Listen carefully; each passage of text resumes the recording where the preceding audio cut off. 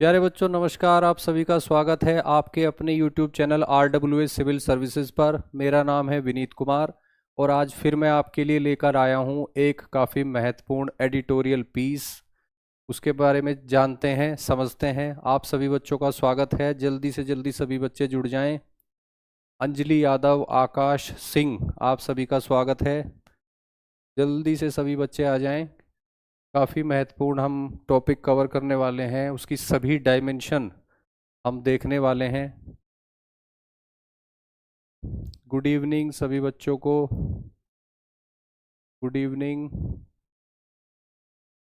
बच्चों। जैसा कि आप जानते हैं कि द हिंदू न्यूज़पेपर और इंडियन एक्सप्रेस न्यूज़पेपर के बेस पर रोज कुछ एडिटोरियल पीसेस मैं आपके लिए लेकर आता हूं जो सिविल सेवा परीक्षा की तैयारी के लिए प्रासंगिक हैं, महत्वपूर्ण हैं, सीधे सीधे आपके पाठ्यक्रम से जुड़ते हैं, मुख्य परीक्षा के पाठ्यक्रम से, जीएस के पेपर 2 से या जीएस के पेपर 3 से ज़्यादातर एडिटोरियल जुड़े होते हैं।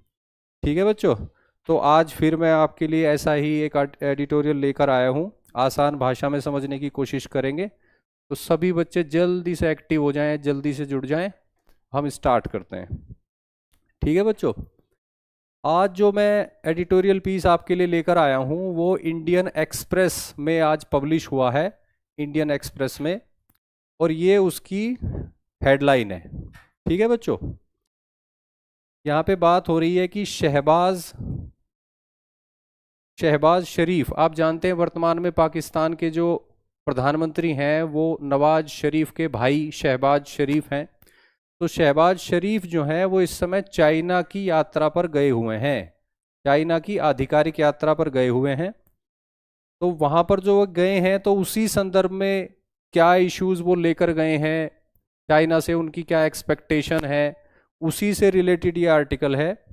और विशेष रूप से इसमें बात की गई है चाइना पाकिस्तान इकोनॉमिक कॉरिडोर की, चाइना पाकिस्तान इकोनॉमिक कॉरिडोर। ठीक है बच्चों, अगर इसको हिंदी में कहूं मैं सीपीईसी को अगर हिंदी में बोला जाए तो बोला जाएगा चीन पाकिस्तान आर्थिक गलियारा, चीन पाकिस्तान आर्थिक गलियारा, इंग्लिश में चाइना पाकिस्तान इकोनॉमिक कॉरिडोर। ठीक है बच्चों, ये एक काफ़ी बड़ा इंफ्रास्ट्रक्चर प्रोजेक्ट है, या कहें कि आधारभूत संरचना से जुड़ा हुआ प्रोजेक्ट या परियोजना है, जिसको लागू कर रहा है चीन अपने पैसे से पाकिस्तान की भूमि पर। ठीक है बच्चों, तो यहाँ पे हम देखेंगे इस आर्टिकल में जो बात है वो है CPEC, China Pakistan economic corridor. ठीक है बच्चों, चाइना पाकिस्तान आर्थिक गलियारा, चाइना पाकिस्तान इकोनॉमिक कॉरिडोर। अब आप में से कुछ बच्चे सोच रहे होंगे कि हम तो भारत में रहते हैं, हम चाइना और पाकिस्तान की बात क्यों कर रहे हैं? पाकिस्तान के प्रधानमंत्री अगर चीन जा रहे हैं तो उस यात्रा से क्या निकल कर आने वाला है, इसकी बात हम क्यों कर रहे हैं? बच्चों, आप जानते हो कि हमारे जो सबसे महत्वपूर्ण दो पड़ोसी देश हैं वो चीन और पाकिस्तान ही हैं। उन दोनों देशों के साथ भारत के द्विपक्षीय संबंध जो हैं वो बहुत ही महत्वपूर्ण है, वैसे भी और सिविल सेवा परीक्षा की तैयारी करने वाले बच्चों के दृष्टिकोण से भी। ठीक है बच्चों, और इसी संदर्भ में चीन और पाकिस्तान के आपसी संबंध भी भारतीय हितों से सीधे सीधे जुड़े हुए होते हैं। ठीक है बच्चों, तो ये हमारे लिए देखना महत्वपूर्ण होता है। पहले भी यूपीएससी की मुख्य परीक्षा में चाइना पाकिस्तान इकोनॉमिक कॉरिडोर पर प्रश्न आ चुका है। ठीक है बच्चों, आगे भी आ सकता है। और वैसे भी ये चाइना पाकिस्तान इकोनॉमिक कॉरिडोर जो है ये पाक अधिकृत कश्मीर से होकर गुजरता है, यानी पाक ऑक्यूपाइड कश्मीर, पाकिस्तान ऑक्यूपाइड कश्मीर जिसको भारत का हिस्सा माना जाता है, उससे होकर ये गुजरता है। तो कहीं ना कहीं इसका निर्माण जो है वो भारत की संप्रभुता और क्षेत्रीय अखंडता का उल्लंघन है। ठीक है बच्चों, तो भारत जो है सीपीईसी से डायरेक्टली जुड़ा हुआ है, सीपीईसी से भारत के हित डायरेक्टली जुड़े हुए हैं। ठीक है बच्चों, इसी संदर्भ में जो है आज हम चीन पाकिस्तान आर्थिक गलियारा या चाइना पाकिस्तान इकोनॉमिक कॉरिडोर के बारे में जानेंगे इस आर्टिकल के माध्यम से। ठीक है बच्चों, अब हम देख लेते हैं कि आपका जो पाठ्यक्रम है यूपीएससी का या यूपी पीसीएस का, उसकी मुख्य परीक्षा में ये कहाँ फिट बैठता है आर्टिकल। ठीक है बच्चों, यूपीएससी की परीक्षा हो या यूपी पीसीएस की या अन्य किसी राज्य लोक सेवा आयोग की मुख्य परीक्षा हो, मुख्य परीक्षा जीएस पेपर 2, जीएस पेपर 2 में आप जानते हैं कि इंटरनेशनल रिलेशन यानी कि अंतर्राष्ट्रीय संबंधों का एक सेक्शन है।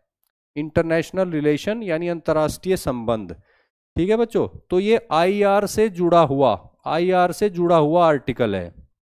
इसके अलावा आपके यूपीपीसीएस के सिलेबस में, मेंस में, जीएस पेपर 2 में क्षेत्रीय और अंतर्राष्ट्रीय महत्व के मुद्दे, ये आपके पाठ्यक्रम का हिस्सा है। तो सीपीईसी जो है वो क्षेत्रीय महत्व का भी है और अंतर्राष्ट्रीय महत्व का भी मुद्दा है। ठीक है बच्चों, इसके अलावा आप जानते हो कि अंतर्राष्ट्रीय संगठनों के बारे में पढ़ना भी आपके पाठ्यक्रम का हिस्सा है, जैसे यूनाइटेड नेशंस, विश्व बैंक, अंतर्राष्ट्रीय मुद्रा कोष, विश्व व्यापार संगठन। तो इस आर्टिकल में आपको जो है आईएमएफ यानी अंतर्राष्ट्रीय मुद्रा कोष के बारे में जानने का मौका मिलेगा, बेसिक सी जानकारी की वो करता क्या है और सीपीईसी से वो कैसे जुड़ा हुआ है। इसके अलावा भारत के हितों से सीधे सीधे जुड़ा हुआ ये मामला है और भारत के हितों से जुड़ा हुआ कोई भी मामला इंटरनेशनल रिलेशन का, वो आपके पाठ्यक्रम का हिस्सा है। ठीक है बच्चों, तो अब आपको क्लियर हो गया होगा कि ये जो आर्टिकल हम पढ़ने वाले हैं, जिसमें हम सीपीईसी यानी चाइना पाकिस्तान इकोनॉमिक कॉरिडोर के बारे में पढ़ने वाले हैं, ये पूरी तरह से आपके मुख्य परीक्षा के पाठ्यक्रम से जुड़ा हुआ है और कई सारे टॉपिकों से डायरेक्टली जुड़ा हुआ है। ठीक है बच्चों, अब आगे बढ़ते हैं। ये वो आर्टिकल है जो आज आप पढ़ने वाले हो। ठीक है बच्चों, इसमें पाकिस्तान के प्रधानमंत्री शहबाज खान की चीन यात्रा की बात हो रही है और उससे पाकिस्तान को क्या उम्मीदें हैं और सीपीईसी से संबंधित क्या ऐसी बातें हैं जो आज तक पूरी नहीं हुई, क्या ऐसी उम्मीदें हैं जो आज तक पूरी नहीं हुई, ना तो चीन की और ना ही पाकिस्तान की, और क्या बाधाएं हैं कि सीपीईसी ने वैसा परफॉर्मेंस नहीं किया है जैसा उससे उम्मीद थी। ठीक है बच्चों, तो ये आर्टिकल जो है आज हम पढ़ने वाले हैं, इंडियन एक्सप्रेस में ये पब्लिश हुआ है आज। आगे बढ़ते हैं बच्चों, सीपीईसी हम देखने वाले हैं, पढ़ने वाले हैं, तो एक बार हम ये देख लें कि सीपीईसी जो है वो नक्शे पर कहाँ है, मैप पर कहाँ है। ठीक है बच्चों, आपके सामने एक मैप है, उसको जरा ध्यान से देखिए। यहाँ पे अफगानिस्तान है, यहाँ पे भारत है, भारत और अफगानिस्तान के बीच में पाकिस्तान की टेरिटरी पड़ती है। ठीक है बच्चों, ये पाकिस्तान है। ये जो लाइट ग्रीन कलर में आप देख रहे हो, ये पाकिस्तान की टेरिटरी है। ठीक है बच्चों, यहाँ पे पाक अधिकृत कश्मीर भी दिखाया गया है, पाक अधिकृत कश्मीर। ठीक है बच्चों, और यहाँ पे ऊपर जो है ये चाइना है। तो ये जो रेड कलर की लाइन आप देख रहे हो, ये है वो गलियारा जिसकी बात आज हम करने वाले हैं। ये काशगर से शुरू होता है चीन में, या कहें कि पश्चिमी चीन का जो प्रांत है जिनजियांग, जिनजियांग, मैं इसको लिख देता हूं, जिनजियांग।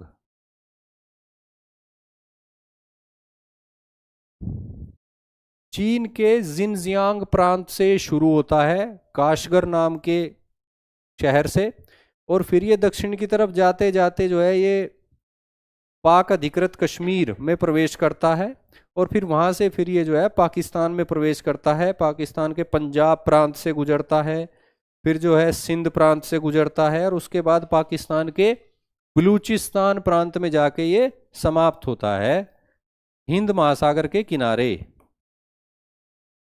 पाकिस्तान में बलूचिस्तान प्रांत में जाके ये समाप्त होता है। ठीक है बच्चों,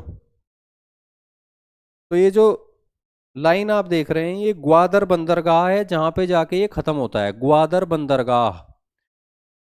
यानी कि अरब सागर के किनारे या कि कहें हिंद महासागर के किनारे बलूचिस्तान प्रांत के तट पर ग्वादर नामक बंदरगाह का विकास किया जा रहा है। डीप सी पोर्ट वो इसी प्रोजेक्ट का एक हिस्सा है, महत्वपूर्ण हिस्सा।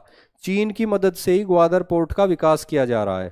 ठीक है बच्चों, ये जो रेड लाइन आप देख रहे हैं ये है चीन पाकिस्तान इकोनॉमिक कॉरिडोर, जिसकी फंडिंग जो है वो चीन कर रहा है और इसका अधिकतर जो निर्माण हो रहा है वो पाकिस्तान की भूमि पर हो रहा है। ठीक है बच्चों, ये बात आपको क्लियर हुई। अच्छा, आर्थिक गलियारा जब हम कह रहे हैं तो इसका क्या मतलब है? कॉरिडोर, इकोनॉमिक कॉरिडोर का क्या मतलब है?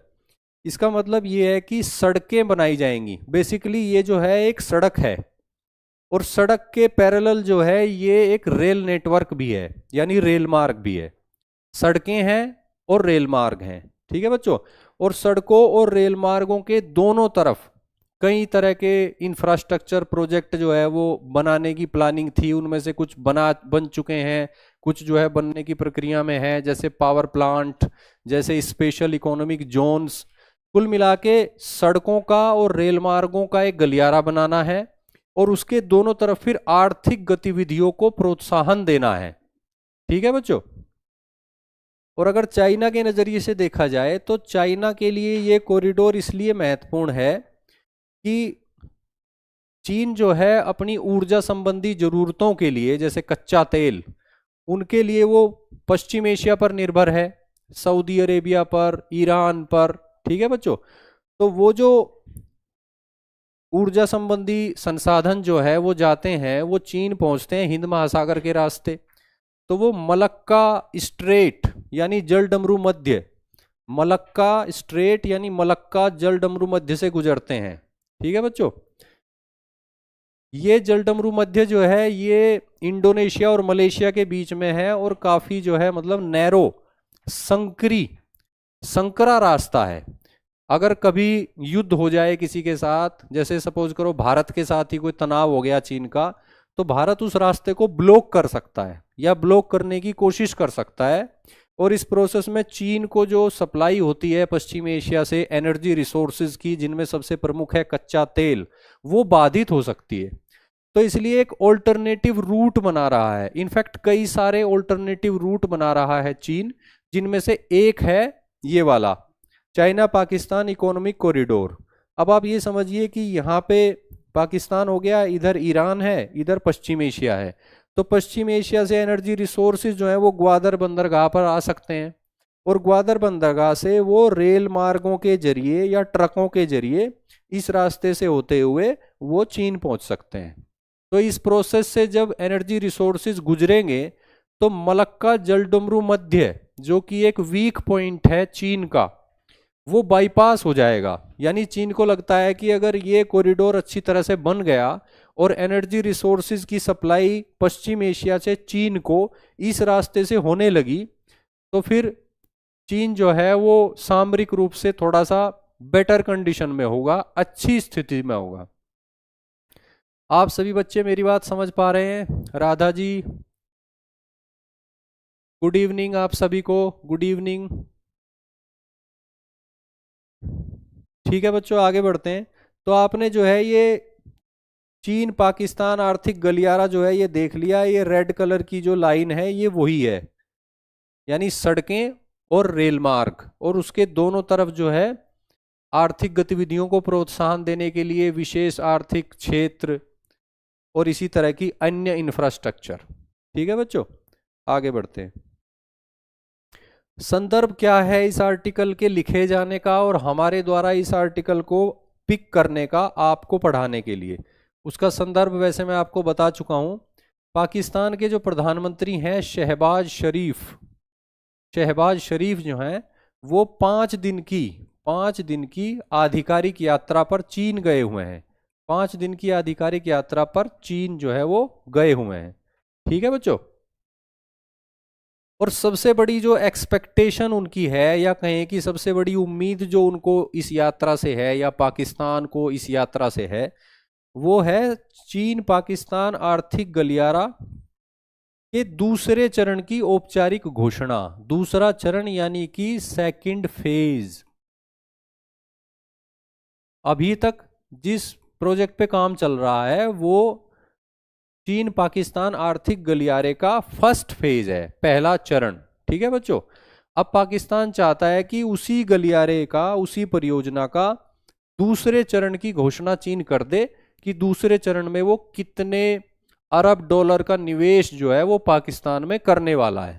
ठीक है बच्चों, तो इसकी औपचारिक घोषणा की उम्मीद के साथ वो चीन गए हैं और संभावना है कि इसकी घोषणा हो जाए, हो सकता है ना भी हो।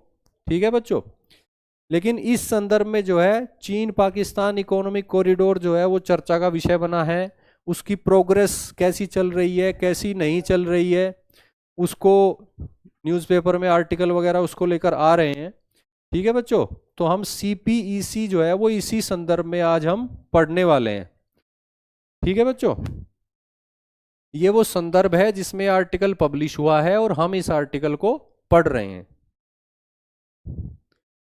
अब चीन पाकिस्तान आर्थिक गलियारा के बारे में कुछ फैक्ट जान लेते हैं, अपनी जानकारी बढ़ा लेते हैं पहले इसके बारे में, फिर इसका हम एनालिसिस करेंगे। ठीक है बच्चों, चीन पाकिस्तान आर्थिक गलियारा, ठीक है बच्चों, यानी कि China Pakistan economic corridor CPEC।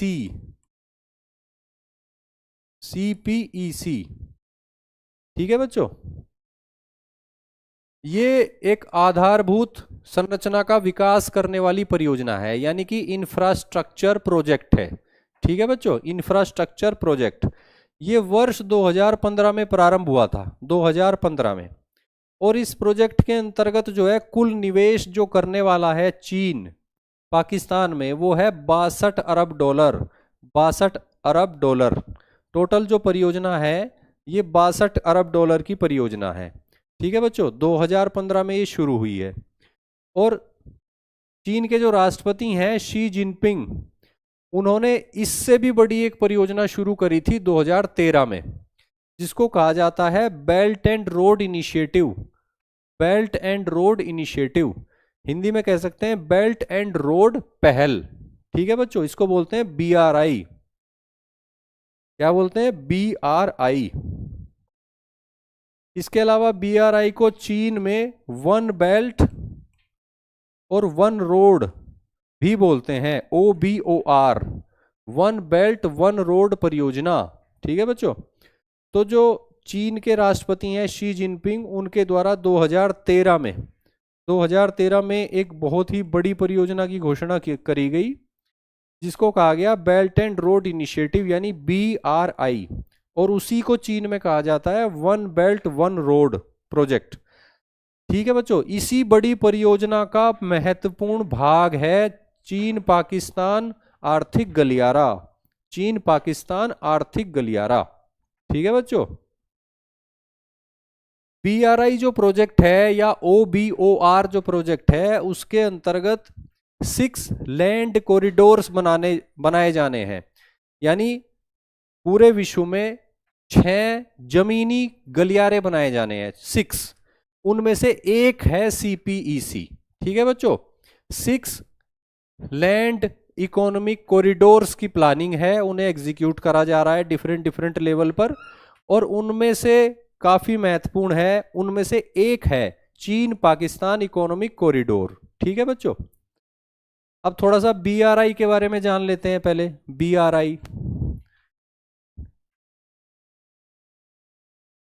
BRI जो परियोजना है चीन की, बेल्ट एंड रोड इनिशिएटिव, इसका उद्देश्य क्या है? चीन जो है अपना भू राजनीतिक प्रभाव जो है वो बढ़ाना चाहता है, यानी जियोपॉलिटिकल इन्फ्लुएंस जो है वो बढ़ाना चाहता है।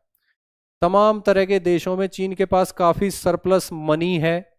ठीक है बच्चों, तो उसके पास पैसे की कोई कमी नहीं है, कंपनियां वहां काफी हैं, तो वो इसे ऐसी स्थिति में है कि वो अपना वैश्विक स्तर पर अपना प्रभाव बढ़ाने के लिए जियोपॉलिटिकल इन्फ्लुएंस या भू राजनीतिक प्रभाव, वो अपने पैसे की ताकत का प्रयोग कर सकता है। और वही एग्जैक्टली चीन कर रहा है। तो चीन जो है बेल्ट एंड रोड इनिशिएटिव के माध्यम से अपना भू राजनीतिक प्रभाव जो है वो बढ़ाना चाहता है विश्व के स्तर पर।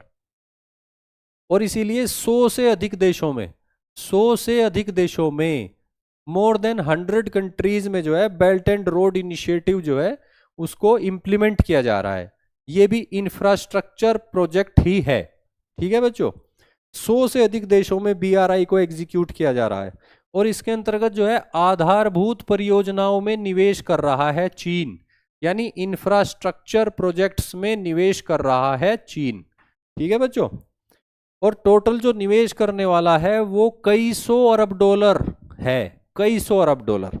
अब आप देख सकते हैं कि चीन जो है अपनी आर्थिक शक्ति का कितना जबरदस्त प्रयोग कर रहा है BRI प्रोजेक्ट के माध्यम से। कई सौ अरब डॉलर का निवेश सिर्फ विदेशों में कर रहा है, 100 से अधिक देशों में, इंफ्रास्ट्रक्चर प्रोजेक्ट्स को डेवलप करने में। और उद्देश्य है चीन का भू राजनीतिक प्रभाव बढ़ाना और कुछ आर्थिक रूप से भी आमदनी करना। ठीक है बच्चों, आगे बढ़ते हैं।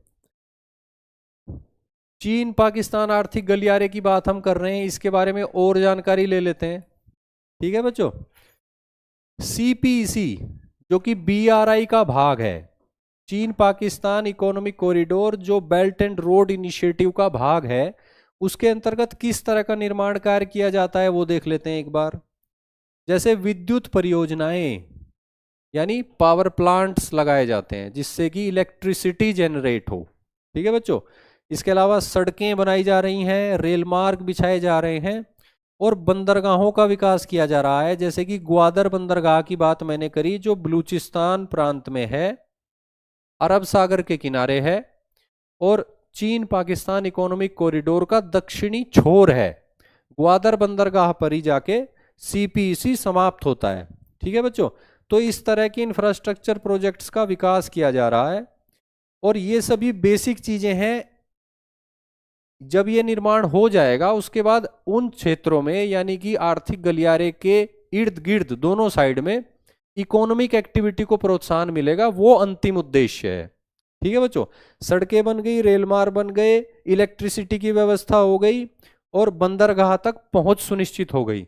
इसके बाद जो है इकोनॉमिक एक्टिविटी को प्रोत्साहन दिया जाना है। गलियारे के दोनों तरफ जो है स्पेशल इकोनॉमिक जोन्स वगैरह बनाए जाने हैं, कंपनीज को वहां रिलोकेट करके बुलाया जाने वाला है, उनको जो है करों में छूट दी जाने वाली है और उसके बाद जो है गलियारे के दोनों तरफ आर्थिक गतिविधियों को प्रोत्साहन दिया जाना है। ये अंतिम लक्ष्य है पाकिस्तान का भी और चीन का भी। ठीक है बच्चों,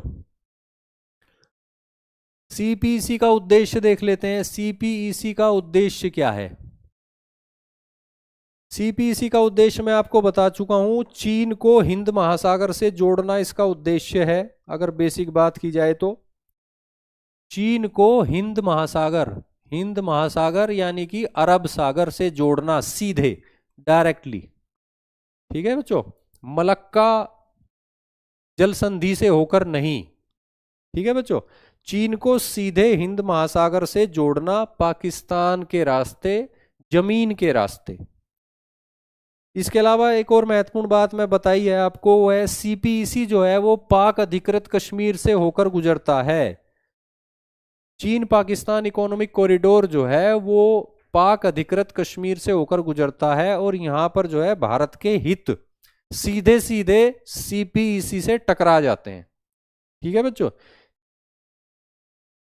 एक गवर्नमेंट है पाकिस्तान जिसके पास फिलहाल जो है पाक अधिकृत कश्मीर का जो है कब्जा है, प्रशासन वो वहां का देखता है। ऊपर से एक और पावर है चीन, वो अपना इन्वॉल्वमेंट बढ़ा रही है उस क्षेत्र में जो कि भारत का क्षेत्र है।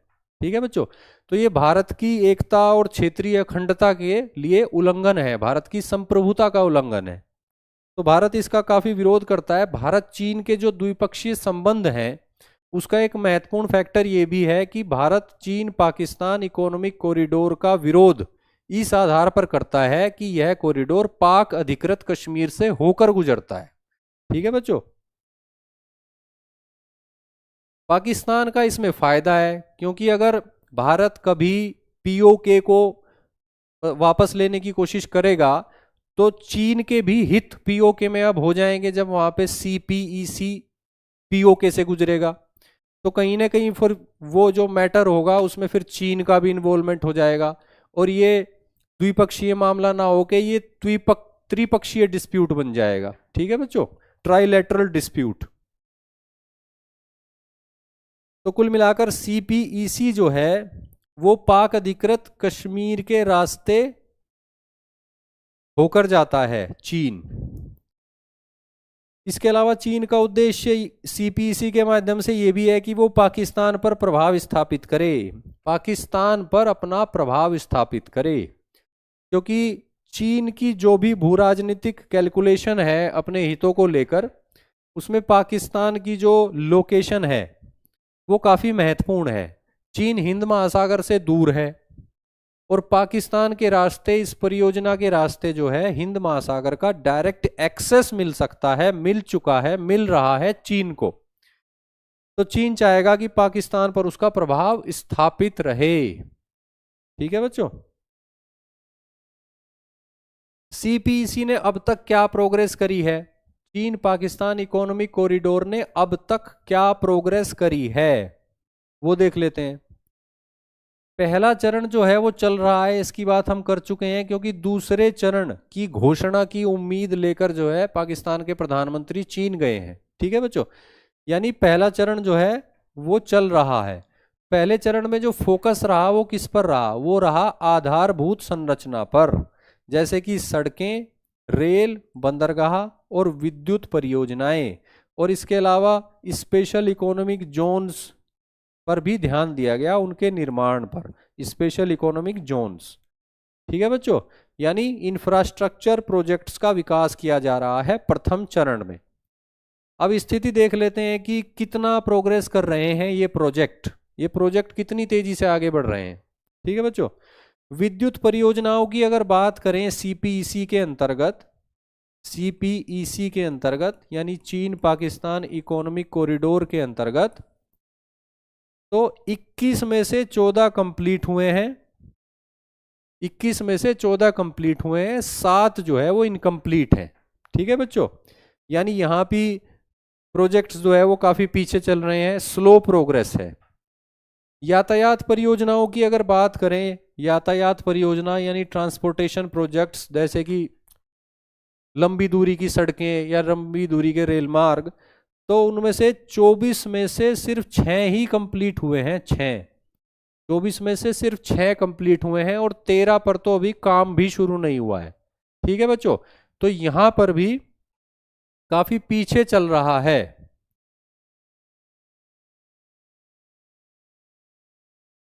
रितेश शर्मा जी कह रहे हैं कि विवादित जमीन पर सड़क कैसे बन गया? देखिए, जिसका कब्जा है उसने सड़क बनवा दी, इसमें क्या बात है? उस क्षेत्र पर फिलहाल जो है पाकिस्तान का कब्जा है, पाकिस्तान अधिकृत कश्मीर है वो। ठीक है बच्चों, तो पाकिस्तान जो है वहां पे सड़क बनवा रहा है, चीन बना रहा है।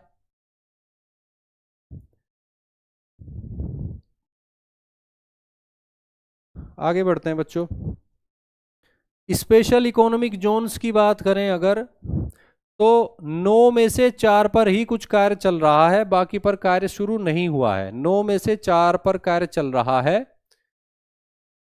बाकी पर कार्य शुरू नहीं हुआ है। ठीक है बच्चों, ग्वादर बंदरगाह जो सीपीईसी का दक्षिणी छोर है और बहुत ही महत्वपूर्ण प्रोजेक्ट है इस पूरी परियोजना का, उस पर भी कार्य जो है काफी आधा अधूरा ही हुआ है और प्रोजेक्ट्स जो है वहां पर भी लटके हुए हैं।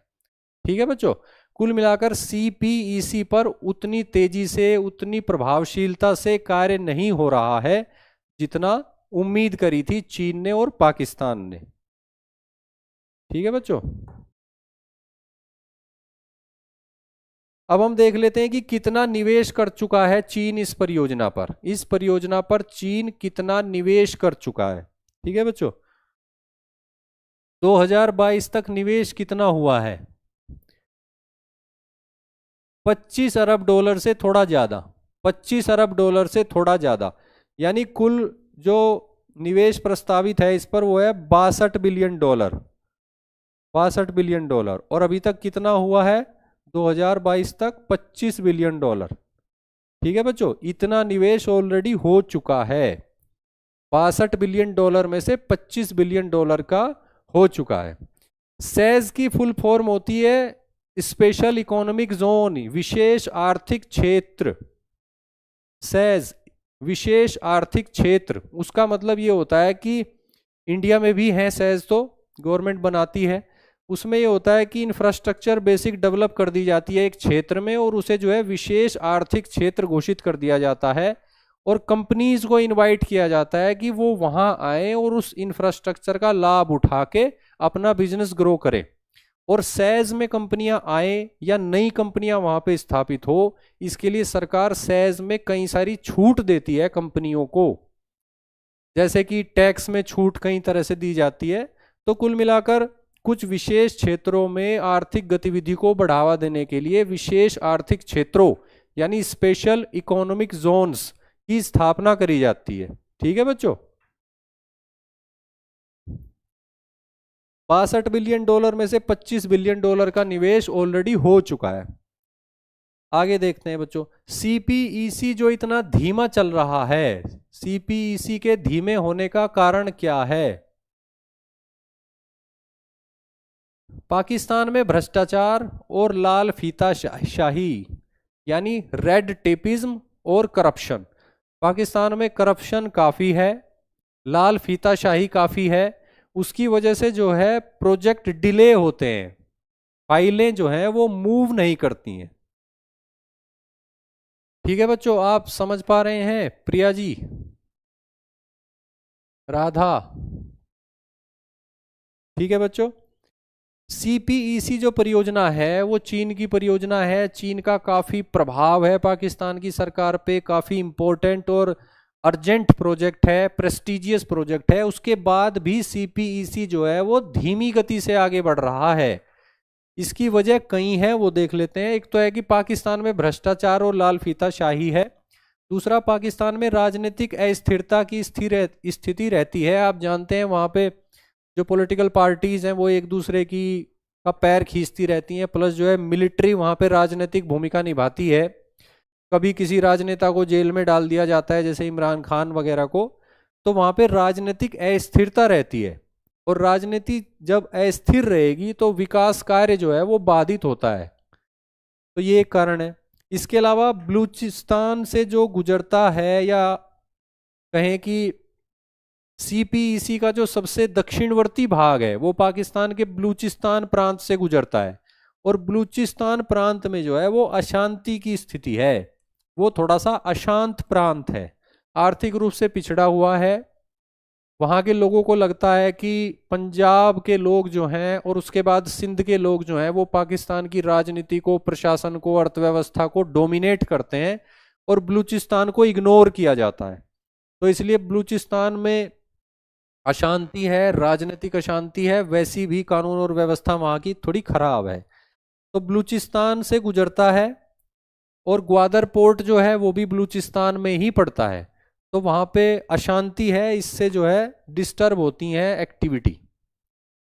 और इसी प्रोसेस में अनेक चीनी नागरिकों और कर्मियों की हत्या हो चुकी है, आतंकवादी हमले हो चुके हैं चीनी नागरिकों के ऊपर जो चीन पाकिस्तान इकोनॉमिक कॉरिडोर के निर्माण में संलग्न थे। ठीक है बच्चों, इसके अलावा जो बलूच नेशनलिस्ट हैं, जो बलूचिस्तान की आज़ादी चाहते हैं या बलूचिस्तान की स्वायत्तता चाहते हैं पाकिस्तान के अंतर्गत, उन पर भी आरोप लगाए गए हैं कि वो सीपीईसी से जुड़े हुए चीनी नागरिकों और कर्मियों पर हमले करते हैं, और इस प्रोसेस में जो है चीनी नागरिक कई सारे मारे जा चुके हैं, दर्जनों।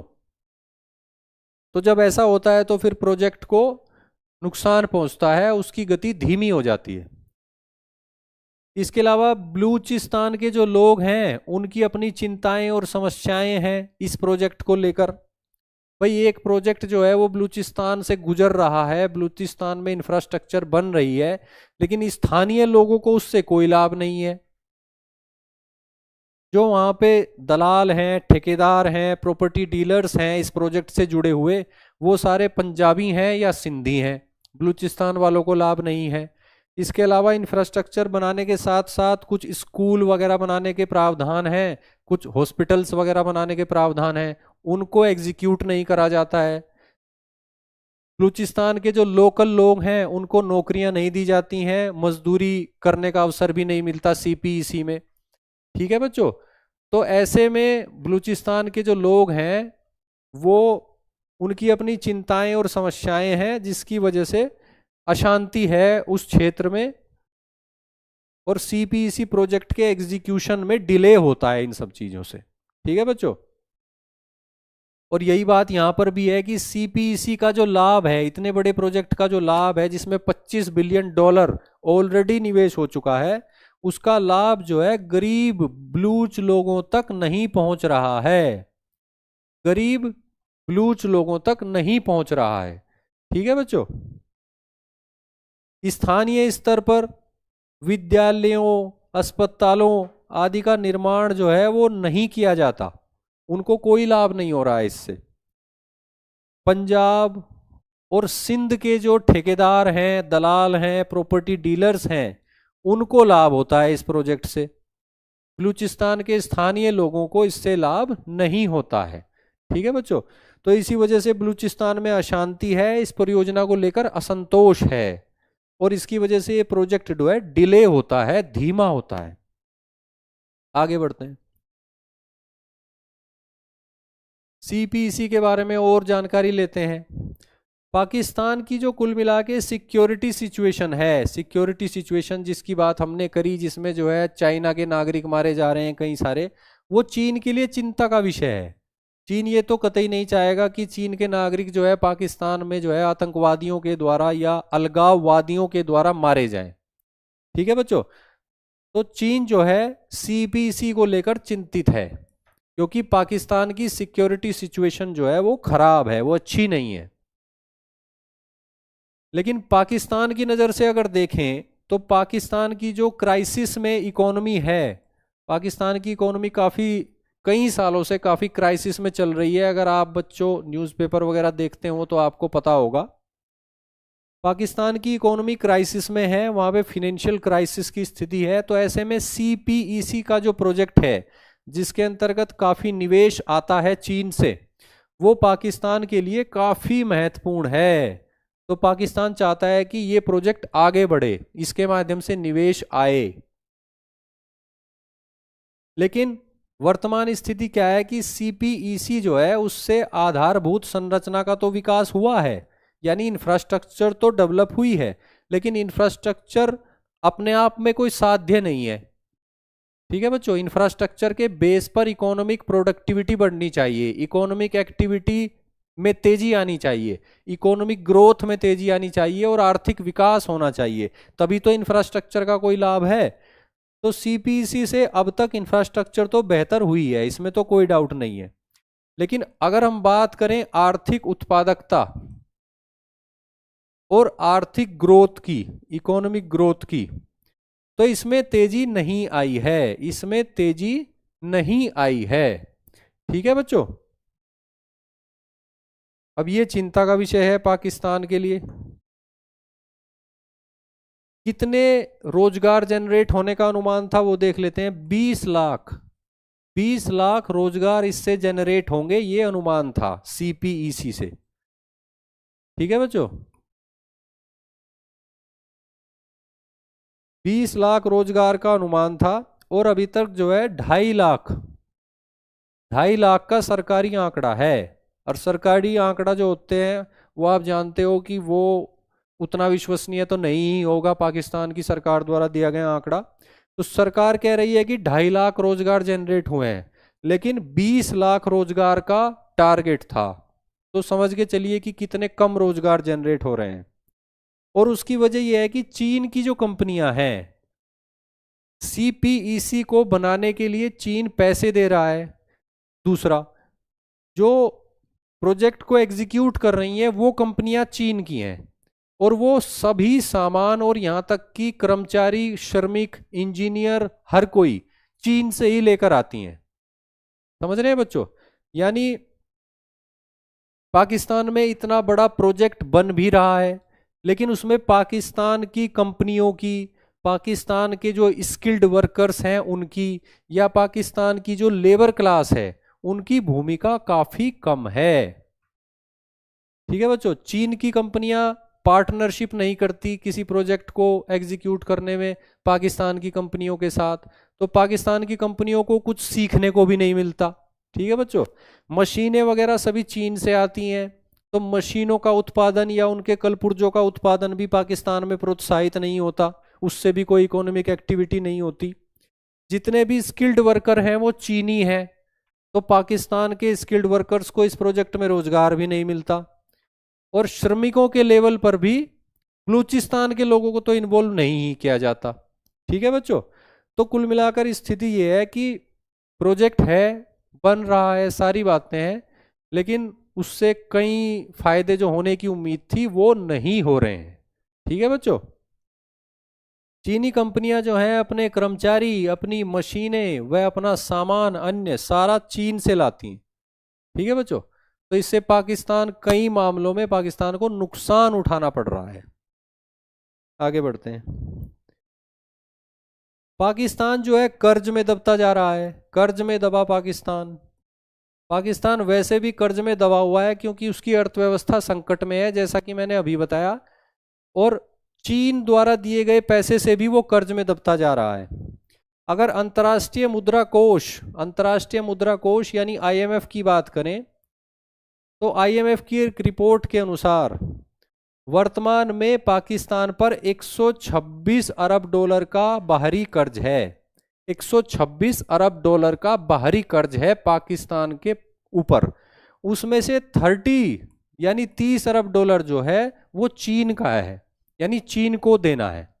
ठीक है बच्चों, और अगर 2013 की बात की जाए, जब सीपीईसी परियोजना शुरू नहीं हुई थी, उस समय चीन का पाकिस्तान पर जो कर्ज था वो 4 अरब डॉलर मात्र था। यानी जब से China Pakistan economic corridor implement हो रहा है, तब से चीन का पाकिस्तान पर जो कर्ज है वो 4 अरब डॉलर से बढ़कर 30 अरब डॉलर हो चुका है। ठीक है बच्चों, हालांकि इसमें ये जो कर्ज में वृद्धि हुई है ये पूरी तरह से सीपीईसी पर आधारित नहीं है, लेकिन इसमें एक बड़ा हिस्सा जो है सीपीईसी ही है। ठीक है बच्चों, यानी 4 अरब डॉलर कर्ज हुआ करता था चीन का पाकिस्तान के ऊपर 2013 में, और वर्तमान स्थिति है कि ये 4 अरब डॉलर का कर्ज बढ़ के 30 अरब डॉलर हो चुका है। यानी पाकिस्तान जो है वो कर्ज में दबता जा रहा है, जिसका एक कारण ये प्रोजेक्ट भी है। और इसी रिपोर्ट में एक और बात कही गई कि वर्ष 2021-22 में पाकिस्तान ने जितना ब्याज चुकाया, पाकिस्तान ने अपने कर्ज पर जितना ब्याज चुकाया, उस ब्याज का 80% जो है चीन को भेजा गया। यानी कुल जितना ब्याज चुकाया एक साल में पाकिस्तान ने, उसमें से 80% ब्याज जो है वो चीन को गया। ठीक है बच्चों, अब ये जो स्थिति है इस पर क्या कहते हैं विशेषज्ञ, पाकिस्तान के पढ़े लिखे लोग या इस मामलों के जानकार लोग? ठीक है बच्चों, वो ये है कि यह कर्ज जो है ये सस्टेनेबल नहीं है, ऐसे नहीं चल सकता, इतना कर्ज पाकिस्तान की इकोनॉमी झेल नहीं सकती, वो कोलैप्स कर जाएगी। कुछ कहते हैं कि चीन पाकिस्तान इकोनॉमिक कॉरिडोर जो है ये नव उपनिवेशवादी प्रोजेक्ट है शुरू से ही, यानी ये उपनिवेशवाद का एक नया तरीका है, साम्राज्यवाद फैलाने का एक नया तरीका है। इसके माध्यम से चीन अपना उपनिवेश बना रहा है पाकिस्तान को, और ये कहते हैं कि अगर ऐसे ही चलता रहा तो पाकिस्तान चीन का क्लाइंट स्टेट बन जाएगा। क्लाइंट स्टेट यानी एक ऐसा देश जो कई मामलों में फिर सिर्फ चीन की बात को मानेगा। ठीक है बच्चों, और कई लोग तो ईस्ट इंडिया कंपनी से भी तुलना करते हैं सीपीईसी प्रोजेक्ट की। वो कहते हैं कि जिस तरह ईस्ट इंडिया कंपनी भारत में आई और उसने धीरे धीरे व्यापार करने और आर्थिक गतिविधियों के बहाने जो है भारत पर कब्जा कर लिया, भारत को अपना उपनिवेश बना लिया ब्रिटेन का। सीपीईसी प्रोजेक्ट जो है आर्थिक उद्देश्यों के साथ शुरू हुआ है, लेकिन अंतिम रूप से इसके माध्यम से चीन जो है पाकिस्तान पर कब्जा कर लेगा। ठीक है बच्चों, तो ईस्ट इंडिया कंपनी से तुलना की जा रही है इस प्रोजेक्ट की। आगे बढ़ते हैं। आईएमएफ को और भी चिंताएं हैं अर्थव्यवस्था को लेकर पाकिस्तान की। पाकिस्तान जो है वो अंतर्राष्ट्रीय मुद्रा कोष से बेल आउट पैकेज मांग रहा है, यानी और वित्तीय सहायता दी जाए ताकि इकोनॉमी को बेटर किया जा सके।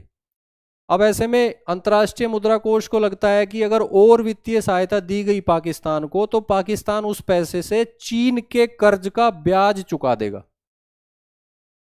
यानी अगर अंतर्राष्ट्रीय मुद्रा कोष और पैसा देता है पाकिस्तान को अपनी वित्तीय स्थिति को बेहतर करने के लिए, ठीक है बच्चों, तो पाकिस्तान क्या करेगा, वो चीन के दबाव में है, चीन का काफी सारा कर्ज है उसके ऊपर, चीन का काफी सारा ब्याज चुकाना है पाकिस्तान को, तो अंतर्राष्ट्रीय मुद्रा कोष का पैसा पाकिस्तान लेगा और उसमें से काफी बड़ा हिस्सा पैसे का वो चीन को दे देगा चीन के कर्ज के ब्याज के रूप में। और इससे ना तो पाकिस्तान की वित्तीय स्थिति सुधरेगी और ना ही पाकिस्तान ऐसी स्थिति में आएगा कि वो अंतर्राष्ट्रीय मुद्रा कोष का कर्ज चुका पाए। ठीक है बच्चों, तो ये अंतर्राष्ट्रीय मुद्रा कोष की चिंता है पाकिस्तान की अर्थव्यवस्था को लेकर जो चीन से जुड़ी हुई है और चीन के माध्यम से वो चीन पाकिस्तान आर्थिक गलियारे से जुड़ी हुई है। ठीक है बच्चों, अब देख लेते हैं कि पाकिस्तान के प्रधानमंत्री की जो यात्रा है उसका उद्देश्य क्या है। कुछ जानकार लोग ये कहते हैं, आपका जो आर्टिकल हम आज पढ़ रहे हैं वो ये कहते हैं कि एक उद्देश्य तो ये है कि सीपीईसी के दूसरे चरण की औपचारिक घोषणा कराई जाए, चाइना पाकिस्तान इकोनॉमिक कॉरिडोर के दूसरे चरण की घोषणा कराई जाए। ठीक है बच्चों, लेकिन कुछ लोग कहते हैं कि वास्तविक उद्देश्य ये नहीं है, वास्तविक उद्देश्य इस यात्रा का जो है वो ये है, चीन अपने ब्याज की किस्तों की वसूली टाल दे पाकिस्तान से। पाकिस्तान के प्रधानमंत्री का जो सबसे प्रमुख उद्देश्य है वो ये है कि चीन ने जो ब्याज दे रखा है पाकिस्तान को उसकी किस्तों की वसूली को चीन जो है कुछ समय के लिए टाल दे ताकि अंतर्राष्ट्रीय मुद्रा कोष जो है उसके बाद वित्तीय सहायता दे सके पाकिस्तान को। ठीक है बच्चों, तो ये पूरा संदर्भ रहा इस यात्रा का, इस इतने बड़े इंफ्रास्ट्रक्चर प्रोजेक्ट का। आपने इसको देखा। अच्छा, भारत का हित इस पूरे मामले में क्या है? अगर पाकिस्तान की वित्तीय स्थिति बिगड़ रही है उसको देखा जाए तो इतना बड़ा पड़ोसी देश है, उसकी वित्तीय स्थिति अगर इस तरह से बिगड़ती है तो वो भारत के हित में नहीं है। ठीक है बच्चों, भारत की सरकार कह भी चुकी है कि स्टेबल एंड प्रोस्पेरस पाकिस्तान चाहते हैं हम लोग, यानी स्थायित्व वाला और समृद्ध पाकिस्तान चाहते हैं हम लोग। ठीक है बच्चों, तो आपसे कई तरह से मुख्य परीक्षा में प्रश्न बन सकता है, जैसे पाकिस्तान की इकोनॉमी जो है वो क्राइसिस का शिकार है, तो क्यों क्राइसिस का शिकार है, उसका दक्षिण एशिया पर क्या असर पड़ता है, द्विपक्षीय संबंधों पर क्या असर पड़ता है, ये पूछा जा सकता है।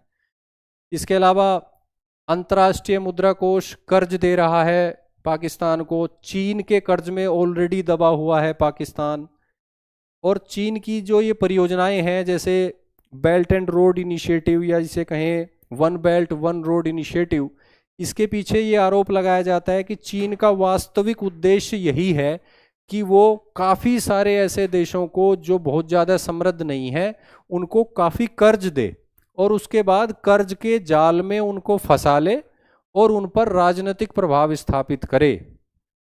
ठीक है बच्चों, तो ये जो आर्टिकल हमने आज पढ़ा ये कई तरह से कई डायमेंशन से आप जो है किसी उत्तर में किसी निबंध में जो है प्रयोग कर सकते हो। ठीक है बच्चों, आपको आर्टिकल समझ में आया, कैसा लगा आप कमेंट करके जरूर बताइएगा। ठीक है बच्चों, और कभी भी आगे समाचार पत्र में इस संबंध में कोई न्यूज़ आप देखो या एडिटोरियल देखो तो उसको जरूर पढ़िएगा। पाकिस्तान का वित्तीय संकट या चीन द्वारा कर्ज के माध्यम से बढ़ाया जा रहा अपना प्रभाव जैसा कि आरोप लगाया जाता है कई बार। ठीक है बच्चों, तो आज की क्लास में बस इतना ही। कल सैटरडे है, परसों संडे है, तो 2 दिन क्लासेस ऑफ रहेंगी। अब हमारी आपसे मुलाकात होगी 5 बजे मंडे को। ठीक है बच्चों, तब तक मैं आपसे उम्मीद करता हूं कि अगर आपको समय मिले तो इस वीक में जो 5 क्लासेस हुई हैं हमारी 5 बजे वाली, इन सभी को आप देखो दोबारा, और ये जो टॉपिक्स कवर करे गए हैं इनको अच्छे से आप जो है दोबारा से समझने की कोशिश करो, क्योंकि देखो बच्चों पढ़ने में रिपीटिशन मस्ट होता है, जरूरी होता है। पहली बार पढ़ोगे कोई चीज़ समझ में आएगी, दूसरी बार पढ़ोगे और ज़्यादा समझ में आएगी, तीसरी बार पढ़ोगे और ज़्यादा समझ में आएगी, और ये ऐसे ही चलता रहता है। ध्यान से पढ़ो, कई बार पढ़ो, और उसी के साथ आपकी समझ जो है वो बेटर हो जाएगी, मेमोरी बेटर होती चली जाएगी, और आप जो है चीज़ों का विश्लेषण करना शुरू कर दोगे। इनफैक्ट आपका माइंड ही विश्लेषण करना शुरू कर देगा, डॉट्स को कनेक्ट करना शुरू कर देगा। ठीक है बच्चों, पीसीज ऑफ इंफॉर्मेशन को कौन सा रिलेवेंट है, कहाँ से पढ़ा था, उसको वहाँ से उठा के कनेक्ट करना शुरू कर देगा। ठीक है बच्चों, आप सभी को नमस्कार, मिलते हैं मंडे को 5 बजे। नमस्कार।